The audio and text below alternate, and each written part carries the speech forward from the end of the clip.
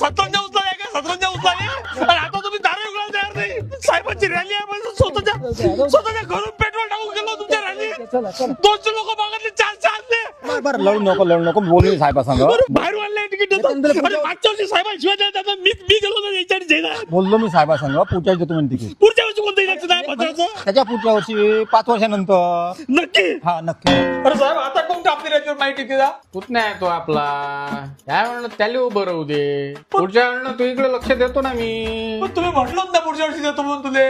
हो तू हाडाचा कार्यकर्ता आहे निष्ठावंत आहे तू पक्षाचा. नमस्कार अरे अप्पा उठू नका. कशी आहे तब्येत?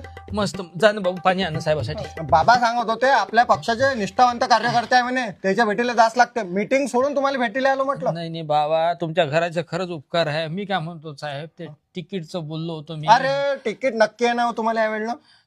नाही आता माया तर वय गेलं बाबा पण तिकीटचं काही झालं नाही. तुमच्या नातवाले देऊ ना. नाता नक्की द्या ना नक्की तुम्हाला. धन्यवाद बाबा. जाऊ द्या हे फळ खा तुम्ही. काय होय केळं. तुमच्या बाबांनी हेच दिलं होतं आप्पाने हेच दिलं आता तुम्ही हेच द्या केळं.